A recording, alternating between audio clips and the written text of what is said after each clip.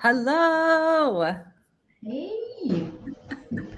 Hi, Sophie. How are you?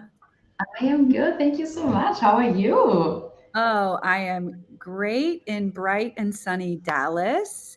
But let's get started. And I have so many exciting questions to ask you about today's topic, which is confident leadership, managing diverse teams. But I'm Kristen Gutierrez. I am a best-selling author of Be a Better Sales Leader, and I'm a 20-year sales and leadership veteran, helping others get out of their own way and just do the damn thing. So today, and do you want to go ahead and introduce yourself, and then we'll get started. Yes, I'm not a best-selling author. I feel like you have a good track record of having those on here. I'm the head of sales and marketing at Clunet. I have been in the company for almost 10 years. It's going to be my 10-year anniversary soon. And thank you. I've been in many different industries. And I'm originally from Germany, moved to the United States 12 years ago. And yeah, so as an immigrant myself, that topic is very close to my heart. So thank you so much for having me and talking about it. Absolutely. Yes, the diversity of you as an individual and kind of your background is definitely something we'll peel back the layers in the next 20 minutes or so. But I know that you were recently in Japan for work, I believe. And tell us what that was like in general. Tell us if you're still suffering from jet lag, because I know you got back a few days ago. And then also, like, how is it from like cultural friction, or like in meaning like where compared to where you live in New York City? Oh wow, that's a big question. Yeah, it's such a crazy coincidence that I actually just came back from a country that is so culturally different. To start, I'm very jet lagged. I never had a jet lag like this. So for everybody who's traveling between the United States and Asia all the time, I have so much respect for you. I haven't slept in I think 4 days, but yeah, I'm still kind of like buzzing from the experience and. Yeah, Japan is such an interesting country and market. It's what I didn't know. I came to Tokyo thinking it's a very diverse city just because it's such an international recognized city, but it's very, yeah, homogeneous actually. There's very little immigration, there are very few expats. Also, of course, work in the language space. Very few people spoke English, so of course, huge market for translation as well.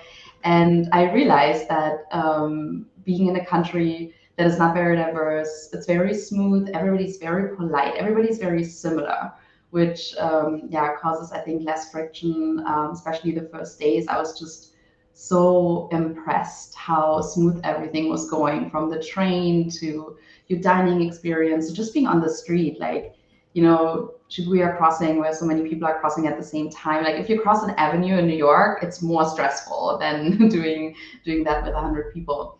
But after a while, I was kind of like missing a little bit that diversity of New York. I'm just like I'm missing the friction like this. There is a little bit of an energy. Everybody always says New York has such a crazy energy, and I think it comes from diversity because yeah, there is a little bit of friction. We're very different.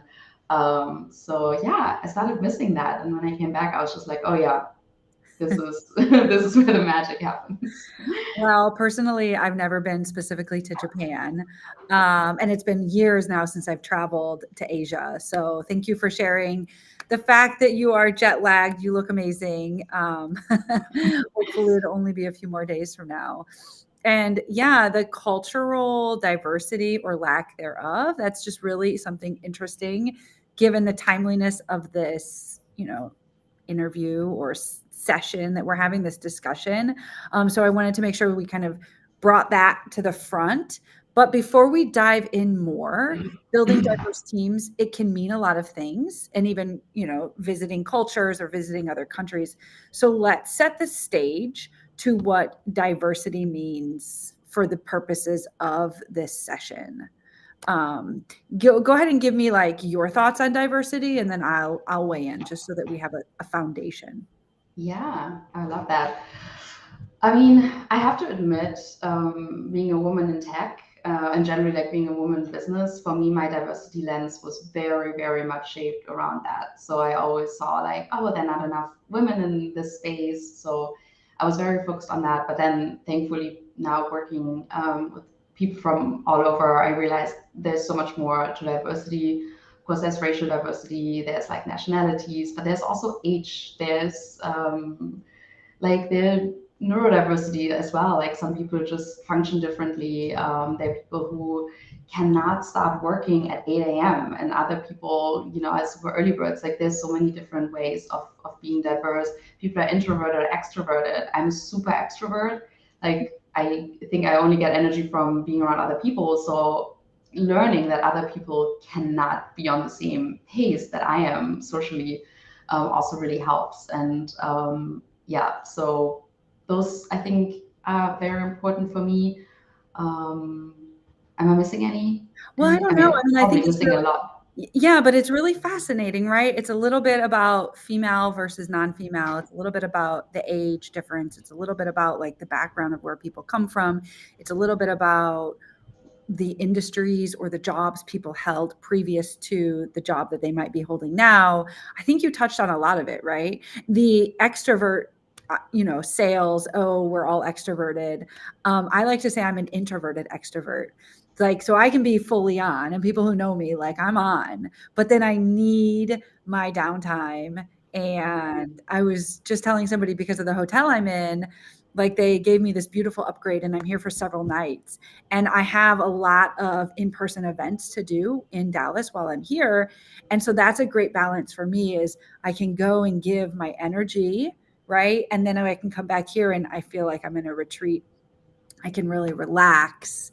But yeah, even from that perspective, right? Making sure, because what I want to go to next is you've tell me before we kind of talk about building diverse teams, tell us a little bit about like your experience in the 10 years you've been at PlueNet and like how you've had to restructure your teams in the past.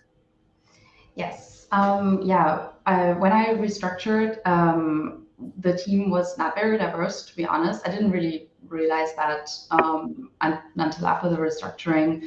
So we're a German company by nature, so we had a lot of people from Germany on the team. It was also definitely like male dominated. And yeah, when I started hiring people, I also realized that you don't have to really force diversity. Like if you look for the best candidates and have an open mind, like the best candidates are going to be a diverse team. Because of course I got like these comments, from friends who were just like, oh, Sophie, come on, like, are you on your, agenda? Are you only like hiring women now? I'm like, no, I'm hiring whoever's the most qualified. And like, I promise you, if you do that, it's not going to be all white and male. It's even in tech. And yeah, and in the beginning, I think people are sometimes a little worried about building diverse teams because you can think like, oh, there are frictions, you have all of these different cultures together. But I actually see the opposite. I actually think we have a way smoother experience now. I think because if you have a diverse team, people are used to challenges, people are more flexible, and people also understand that different people have different needs and they apply that to their work in the team and of course their job as well, which I think is a huge plus. Yes. Yes. Okay. So many questions, right? Because I think now that we're in the meat of it, it feels like in building out functional teams, and this could be cross-functional and, in any department organizationally, it just so happens you and I have always typically played sales. So like in building out a sales team, for example, how does diversity of the team impact you as a leader? And you did touch on it a little bit, but like what else? Like from your decisions as a leader, and then how is the team impacted as a result of all of that? Like what are some additional even benefits of making sure the team is truly diverse? Yeah, I think I lean a lot on my team also for advice, and which make like a lot of decisions we also can make as a team because you get all of these different perspectives in. And I think it's really cool for everybody else as well because if you just because you work in a certain market doesn't mean you not maybe have a contact person from a different culture as well. Because I mean, in our industry, we all live somewhere else, and I think, yeah, it makes everybody better that they can be like, hey, maybe I'm struggling with this, opportunity, and somebody else can come in and just like, no, I actually think, you need to leave that person alone. Like, don't follow up too much. It's not like America where people appreciate that. So I think it really helps, yeah, having a diverse sales strategy as well, and kind of knowing that you have to approach different opportunities in a different way. Yeah. So, and yeah, I also learned that I don't know everything, even though I mean, I knew that before, but as I feel like as the manager, you very often think you have to have the answers for everything.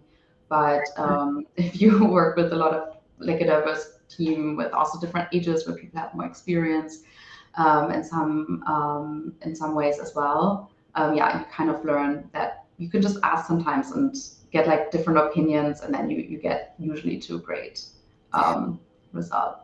Well, I think you just touched on something because you're talking about, transactional, like the business, like the relationships and being with the client. And sometimes we don't necessarily think that our clients too are diverse.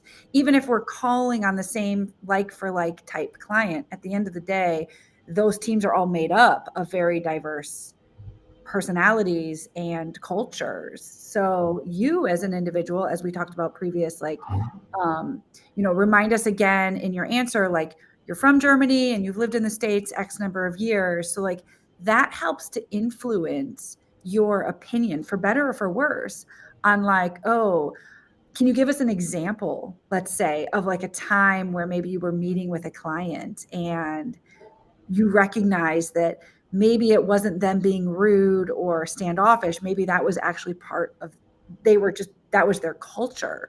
So even if they were living in the US or this is a US based client, like maybe their culture had something to do with the way they were responding or the lack thereof.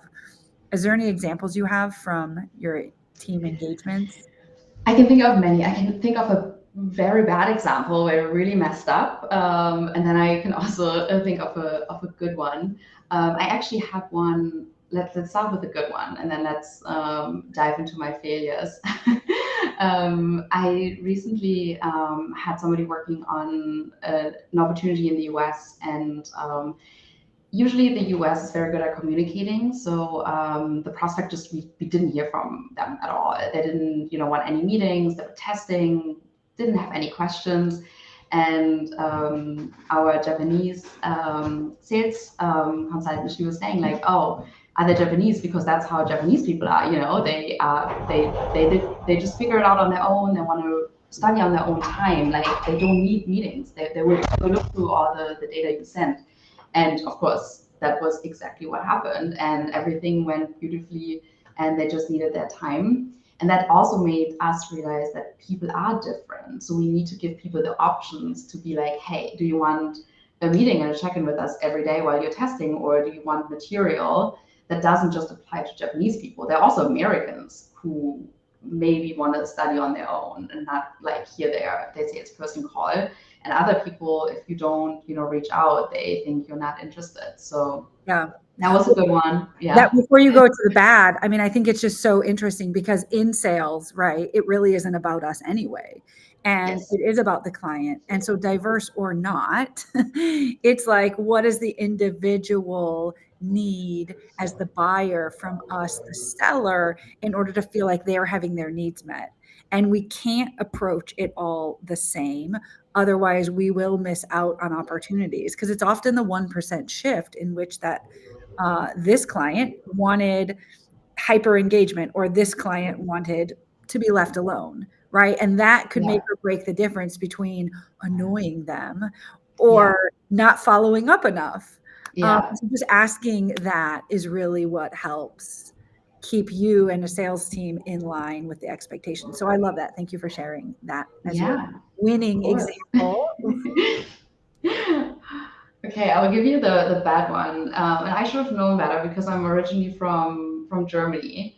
So I don't know if you know, but like in German, we have a formal and an informal way of speaking to people. And I've lived in the States for so long that I'm very used to the more informal. And also at Plunet, we're more informal in our communication. So we reached out to a German prospect in German, but in the informal, immediately like using first name. And it's actually like for some people in Germany, like it's a really, really bad thing. And I feel like I would have thought about it if I had reached out to somebody in Japan. But then with my own culture, all of a sudden I didn't even think. And then people on my team, they were like, because they moved to Germany, they know better than me at this point. So the person was actually really, really upset and didn't want to work with us anymore because of it. And yeah, so we talked about that in the team, and we're like, okay, we have to understand that we have to address people formally when we reach out to people in Germany. And so yeah, I'm a little embarrassed that as the German person, I should have obviously flagged that myself. But yeah, it was a good learning to really know you have to have a regional strategy. You cannot just think you can go with your American like, hey, what's up, into every market. That's true. Right. And I mean, it's also, again, like, even if that person might have been living in the States, right? And they still had that cultural approach intact, they might have been a little bit more flexible. Maybe you wouldn't have lost the sale, but it's still like meeting people where they are instead of assuming it's a one size fits all. Right. Yes. Yeah. We're getting lots of great feedback from people listening. So thank you so much. If anyone's watching, please comment and we will share your comments accordingly. Thank you. So, Sophie, so much great context here. Let's talk about how the fact of different personalities on your team. Talk about asking your team, as you know, you're like, I'm the leader and I don't always have all the right answers. So the benefit of having a diverse team means we've got more ideas potentially in the melting pot for us to explore from. But how does different personalities create friction? And how does the personalities of a team challenge the status quo? And I'm going to assume you're saying it's a good thing, but I won't put words in your mouth. Like, you tell us, like, well, how does the different personalities in the team challenging the status quo? How does that benefit or not the team and the organization at large? Yeah, I think when it comes to diversity and personality, there's of course, yeah, there's the positive friction, but you also have to really change the way you, for example, have meetings. Because I realized when I started in the sales team, the people who talk the most usually get the most speaking time, right? And I'm one of those people that can be like very forward, but if you have a team where you also have people who are a little more quiet, that doesn't mean they don't have good ideas. And you have to make sure that you don't just listen to the loudest ones or the ones that are like brave enough and confident enough to just like always give you feedback. And that's something I have to remind myself. I definitely not super great at it yet, but to make sure that you give people speaking times. We started actually doing it on our management offset as well, where we're just like, okay, we have a topic, like everybody gets 60 seconds. I learned that from one of our clients actually, Carol from Stillman. Thank you so much for that. To just give everybody like 60 seconds or 2 minutes to respond. So everybody gets the exact same time. Because very often I see that in my team, people have amazing ideas, but they might also be better one-on-one to share those. So they might not love like sharing them in a big group, but then you have to make sure you listen to everybody, because otherwise, yeah, you just listen to the ones that are the loudest. That's so, like, it's just a thing, right? And it's not a gender thing, but in high school, I was perpetually embarrassed to speak up. And every time I did, my face turned red. And that just made me more and more embarrassed. And I ultimately chose to go to an all women's college. And that was like a silver lining for me, is that it level set everyone, right? So that it wasn't the typical, like, continue, like, even if it was the same people then in those classes, you leveled the playing field freshman year, and then I grew into my own, and here I am right now, a sales leader and all the things. Yeah. My face still turns red, but like, what you're hitting on really does resonate, because as a leader, it's your responsibility to make sure that in the meeting like that, everyone does feel comfortable, but also recognizing that, call it imposter syndrome or something else, like, you help the team members overcome it. And so this strategy of everyone gets 60 minutes to respond is something that puts everybody on the same playing field, right? Yes. And then working one-to-one with the team members who might feel shy or embarrassed or have imposter syndrome, and helping them overcome that further in your one-to-ones. These are really great. There's a question from the audience, and then we'll wrap up. So Yes. Satu says, I'll share it here. She says, when building teams, would you try to target underrepresented groups when recruiting? And I know you actually touched on this a little at the start, so it's great to kind of come full back circle to this. Like, she says here, non-white people, to try to be part of making, even our industry more inclusive. But from your experience, given that you did restructure and build out a diverse team, talk with us one more time about what you looked for the best candidate, regardless of their gender or skin color. But talk with us a little bit more. Great question. Yes, it is a really great question. And I feel like we are so diverse in our industry, but on the other hand, most of the companies in our industry are quite small.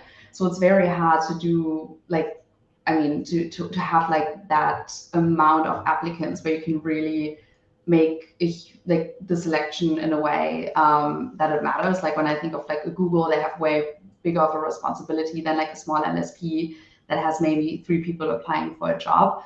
What I do think is important to exactly like create these teams, these diverse, non-white, underrepresented, that these people can apply, is really looking also at the criteria you set out. So one thing we said goodbye to, which I'm super, super proud of the company, is we used to, for our sales positions, require a college degree, like a Finnish college degree, which doesn't make any sense because you really did not, to be a good salesperson, you don't need to finish college. As long as you understand, business, and that if you're a person that, is very motivated, you can learn, and like technical, you can learn all of these things. So I think if you look at what you're putting out there in your job descriptions, you get like a more diverse pool, because you might get people who didn't finish college for many reasons. There are people who might not be able to afford finishing college or afford going to college to begin with.